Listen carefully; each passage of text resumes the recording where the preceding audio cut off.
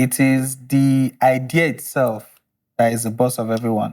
So, but let me ask one, very diligent, very important question. Between the floor manager, I've had somebody who told me, look, when I'm on the floor, I'm as good as the director, because in the long run, I'm the one who manages the budget. That's the production manager. I have the producer, and the producer stands somewhere and says, look, we don't have money, we're cutting down on budget.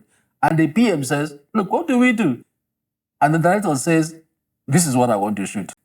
Can you cause, let us understand what kind of debate would actually, take place when these three skills come to a point where they have to debate and agree on how to move forward with a low budget or budget cuts?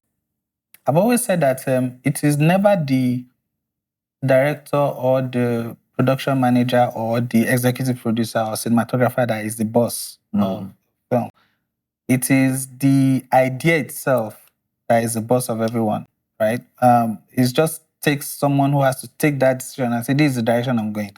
And then everybody falls in line, right? Including the director that came up with the idea. The worst thing that can happen to a director is to say, this is what I'm trying to do. And then all of a sudden it derails or goes in a different direction.